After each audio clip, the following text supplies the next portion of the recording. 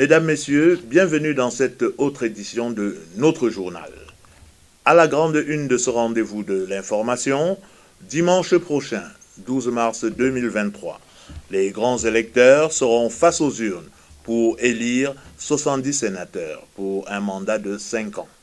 De nouveaux postulants entrent en lice, issus de 10 formations politiques réparties sur l'ensemble du territoire national.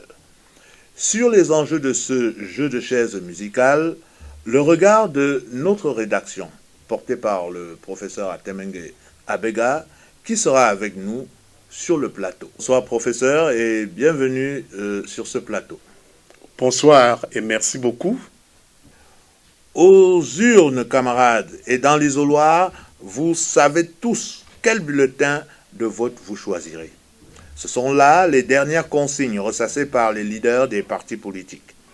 Aux conseillers municipaux et régionaux, qui sont les principaux détenteurs du sésame ouvrant les portes de la Chambre haute du Parlement camerounais. Les candidats multiplient les marques d'attention et le RDPC, parti politique au pouvoir, dispose depuis 2 mandatures déjà de la majorité absolue dans cette Chambre haute. Quelles sont, selon vous, professeur, les raisons pour lesquelles le RDPC est si dominant dans cette enceinte? Vous savez, le RDPC, vous venez de le dire, est le parti au pouvoir. Et effectivement, chaque fois que le RDPC est en compétition électorale, le RDPC s'est toujours donné une stratégie de travail pour aller à la majorité écrasante. Vous voyez, pour cette mandature, le RDPC s'est déployé dans tous les territoires, toute l'étendue du territoire national. Cela montre déjà que le RDPC a des militants et le RDPC a de la ressource humaine qui peut donc se déployer sur l'étendue du terrain. Et chaque fois que le RDPC y va, ça a toujours été après les préliminaires. Donc le parti s'est doté comme stratégie de sélectionner d'abord les candidats qui peuvent faire l'affaire. Et c'est à ce niveau que le RDPC reste à l'écoute du peuple. Parce que vous ne pouvez pas traverser l'étape des préliminaires si le peuple n'est pas avec vous. Vous voyez donc qu'à ce niveau-là, dans l'harmonie au sein du parti, il se trouve qu'il y ait aussi des textes, c'est-à-dire des circulaires des responsables du parti. Il y a la circulaire du président national et il y a la circulaire du secrétaire général du parti. Ces circulaires-là précisent les mots d'ordre, les enjeux et les objectifs qu'il faut atteindre. Voilà. Et même la discipline, parce que les candidats ne doivent pas se comporter n'importe comment, ni même aussi les militants. Alors, on va ouvrir tout simplement un pan avec cette fameuse liste du RDPC qui a une majorité quasi absolue. Alors, on parle notamment des principales têtes d'affiche. Dans la région de l'Adamawa, par exemple, il y a la tête de liste RDPC Oumarou Issa, qui remplace Nana Ismaïla, qui était sénateur dans l'ancienne législature. Oui. Et ici, dans la région du centre, il y a Laurent Kodo qui va conduire en tant que tête de liste le RDPC. Le professeur Albert Mbida et Jean-Marie Pogmoni sont les grands absents de cette liste. Ajouté à Naondoa de regretter mémoire, Sylvestre. Oui, de regretter mémoire, Naondoa a été remplacé par Laurent Kodo, qui conduit donc la liste du centre. Et cela amène la tête de liste du centre à affronter les urnes, parce que lui a toujours été élu par le chef de l'État. Nommé, vous voulez dire. Oui, nommé par le chef de l'État, mais aujourd'hui, il devra affronter les urnes. Et vous remarquerez aussi qu'à certains endroits, le RDPC est vraiment dominant.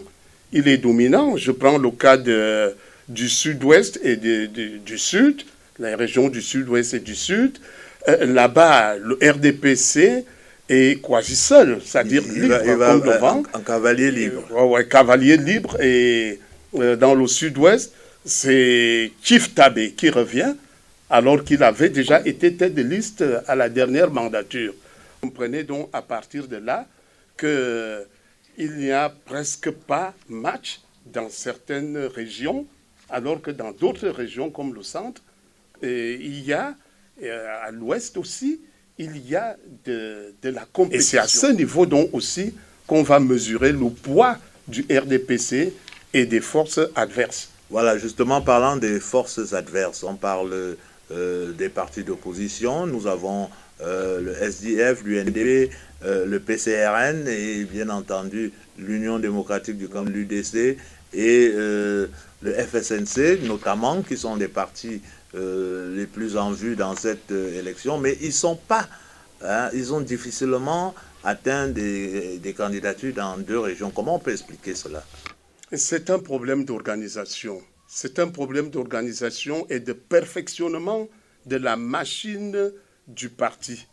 Je me dis que le RDPC, en ce moment, est le parti le mieux structuré dans l'échiquier politique. Les autres partis ne parviennent pas à atteindre ce niveau de perfectionnement, ce niveau d'organisation.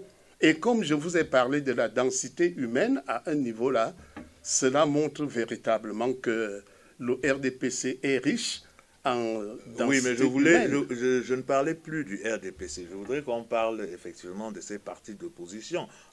Quand vous regardez leur présence dans cette élection, on sent tout de suite qu'ils ont quand même beaucoup de difficultés. Et pour certains, ça semble être tout simplement participer pour l'honneur. Participer pour l'honneur, oui, mais... Et puis pour consolider le RDPC dans cette démocratie. Je ne suis pas très loin de cet avis, parce que ces autres partis, sont-ils des partis figurants ou des partis satellites du RDPC? Que non. Mais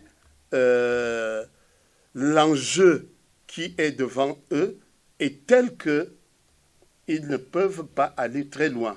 Parce que quand un parti, le deuxième par exemple, l'UPC, qui est présent dans 5 régions, ne peut pas aller partout, ne peut pas se déployer dans le triangle national, on ne voit pas d'où viendraient des gains. C'est-à-dire comment ce parti-là ferait pour avoir glané des postes au niveau de cette mandature. N'en parlons plus des partis qui ne vont que dans 2 régions. Des partis qui n'ont qu'une région et une seule ne peuvent pas prétendre aller glaner des postes par-ci, par-là, c'est-à-dire des sénateurs un peu partout dans le pays. C'est impossible. Donc c'est pour ça que je pense qu'il est fort probable qu'on participe pour l'honneur, mais qu'on participe pour consolider la victoire du RDPC. Alors, à cet effet, on peut regretter, comme beaucoup de Camerounais d'ailleurs, l'absence du MRC, qui était quand même le parti dont le leader était le numéro 2 au cours des élections présidentielles de 2018. Comment vous voyez l'absence, enfin quel regard vous portez sur l'absence du MRC à cette élection? Beaucoup de choses ont changé. Le MRC, je ne peux même pas imaginer le contraire.